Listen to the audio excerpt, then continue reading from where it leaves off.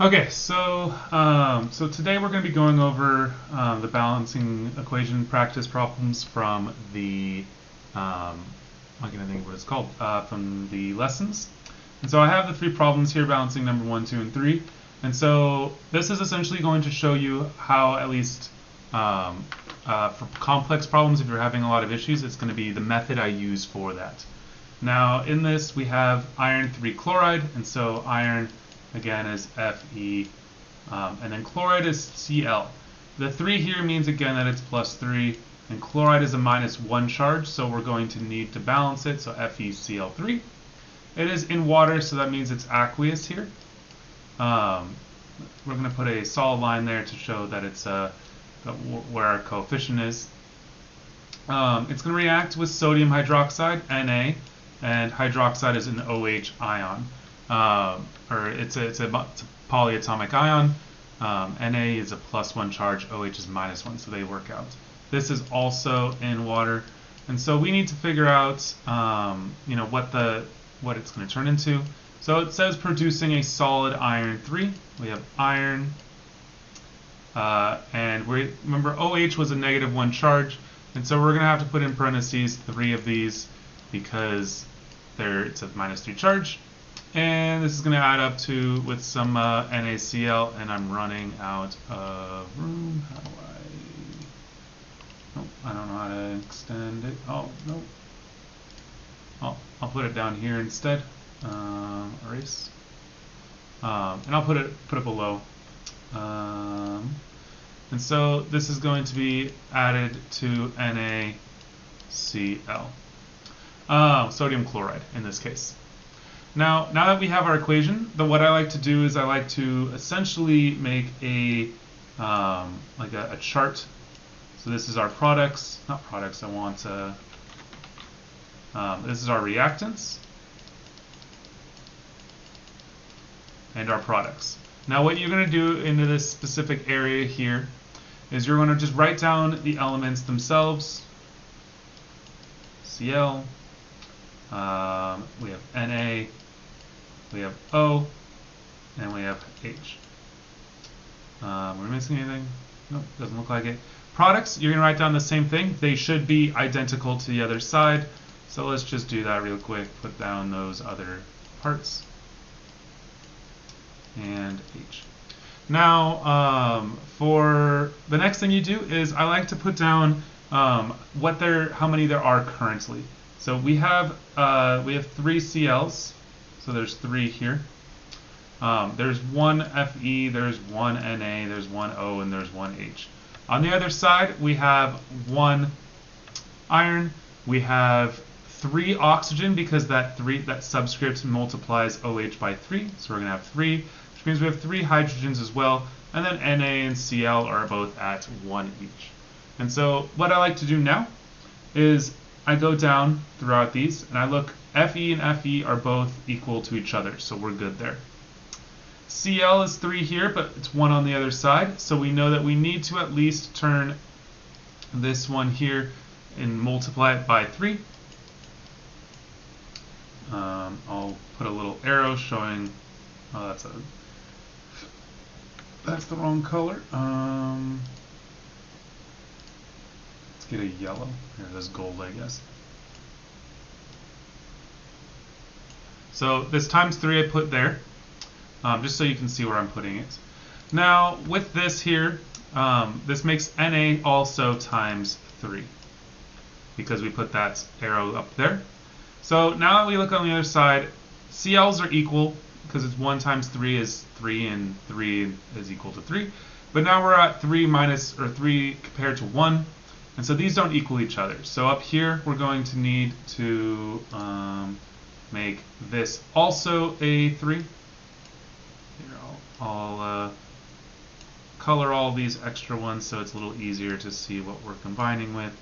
And so we're going to multiply this by 3 as well. This also turns OH here into times 3. And so now we can compare the rest of what we have.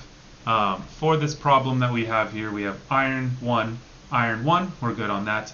Cl3, Na3, Na3, O3, O3, and H3 and H3, and so we are now good. You can either leave the iron chloride or the iron hydroxide molecules with nothing there, but for the assessments on my class, we'll have this. You'll have to put in some answer here, so we put a 1 there and a 1 here, saying 1 molecule of that. And that's how you solve the first problem. So this chart down here could be quite helpful if you're ever lost, and especially for the more complicated ones. Even I do this for longer equations to make sure that I've balanced it correctly. Alright, so next we have liquid carbon disulfide. And so what you're going to do here is we have carbon and disulfide, so that's 2. So this is 2. It's 2. And so this is a liquid, so let's put in, oh, that's the wrong shape. I wanted to do this. And so this means it's a liquid. It's an L, a lowercase l. And so we're going to react it with oxygen gas. Oxygen gas, similar to hydrogen and other nonmetals like nitrogen and fluorine and chlorine, etc., are duets. So they're going to bond with each other. So if you see oxygen gas, hydrogen gas, nitrogen gas, fluorine gas, etc., just put a 2 at the bottom. So we're going to add this. Let's put a line there and a line here to O2. This will produce carbon disulfide or carbon dioxide gas plus, this is a gas, should put that, plus sulfur dioxide gas as well. So remember the di equals 2 in this case. So now that we have this, again, let's make our little chart here. We have carbon, sulfur, and oxygen on both sides, so these are our 3 elements. A lot less things going on than the last problem, but maybe it'll be, we'll see how this goes. And so here we have 1, we have 2, and we have 2 oxygen there. On the other side, we have 1 carbon, 1 sulfur, and if we count here, we have 2, 4. So this is 4 oxygens on this side. Remember, this is our reactants, this is our products.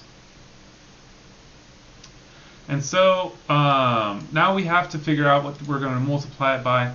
So carbon and carbon are good, so we can just put a check there for now. Sulfur and sulfur are off by 1, so we need to put a 2. This needs to be times 2 to equal the other side. So let's put a 2 here for now. This does, by the way, add an extra 2. We're not putting a multiply because this here means that there is double the amount of 2's, but not for oxygen here. So it went up to 4, and now we have 2. So 4 plus 2 in this case would be our things. We have 6 now. We have 6 oxygens. When we look on the other one, we have oxygen here. Oxygen is not at that level yet. It needs 3 more to get to the 6. So we're going to have to multiply this by 3 to equal 6. And so put a 3 here, and that should balance out your problem. So carbon disulfide, oxygen, carbon dioxide, and sulfur dioxide, this would be your problem for here. The next problem here, I'll write the skeleton equation, and then I'll wait a minute for you to try out yourself. But solid zinc here. Zinc, like most metals, is written just out as a single element. If you take out 1 atom out of the zinc metal, it is still the metal in this case. It's not like if you take 1 atom out of a gas, like oxygen, does it stay the same. So the properties of zinc still stay the same no matter how many atoms there are. So we'll just say 1 atom of zinc in this case. We'll put a thing here. This is a nugget, so sometimes you'll see a nugget as an example, solid zinc nugget, or just a zinc nugget or a block or something that sounds solid, otherwise it's solid. We're going to throw it in some aqueous hydrogen sulfate. So sulfate was SO4. There is sulfic acid, not to be confused with this. This is missing a hydrogen for that, and so this is HSO4. This is aqueous, by the way. This is going to react to produce hydrogen gas. So remember, this is a duet because it's like all the other non-metals. And so this is going to be H2, and it is a gas. Plus aqueous zinc sulfate. So, oh wait, that's a bad Z. So we have zinc and we have SO4 here. You make this plus here. And so, plus, I'll put the number there. And so here's our equation. So let's, on the bottom here again, try and, we have our reactants and we have our products. So we have zinc as an element, we have hydrogen, we have sulfur, and we have oxygen. So remember, whatever is created must be, or sorry, whatever is on one side must be on the other. Matter is not created nor destroyed. And so on the other side, we'll have the exact same numbers, just a different current number of atoms that we haven't balanced out yet. But the elements would be the same in this case. So we have 1 on the left side, we have 1 hydrogen, 1 there, and 4 oxygens. We look on the other side, 4, 1, we have 2 hydrogens and 1 zinc. So this does, so because these are not equal, we do have to start changing numbers. And so I'll give it, 1 min, or not 1 min. Just because it's going to be a YouTube video. Give yourself, so pause now, / skip ahead 30 seconds, and put the timer there. And so here's our timer. When that hits 6:48, we will I'll continue. So for those of you who are on YouTube, try it out for yourself, and yeah.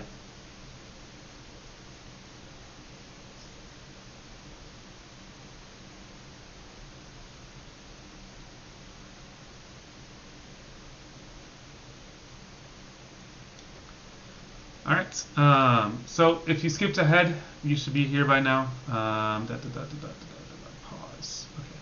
So hopefully you had a chance. Why is this one not going away? To try it out yourself. So now let's look at the yellow marker again. Let's grab that out. So we need to make H times 2 here, so I'm going to put times 2. In order to do that times 2, though, we have to put a 2 up here. And so I'll put a little arrow pointing towards it, where I did it. And so this causes H and SO4 to both become times 2. So this will be times 2, and this will be times 2. And so now we are missing, this equals 8. And so we need this to become also equal to 8 on this side. And to do that, we need to essentially take this SO4 and also multiply it by 2 to equal the other side. So let's do that. And so now we can check, well, now our zincs are also times 2, and so we need to make this bottom one also times 2, so we're going to put a big 2 there. So now if we check, we have 2 zincs on both sides, we're good. Hydrogens are both 2 on both sides, sulfur is now 2 on both sides, and oxygen is both 8 on each side, because 4 times 2 is 8. And so now we have a happy molecule. And happy reaction.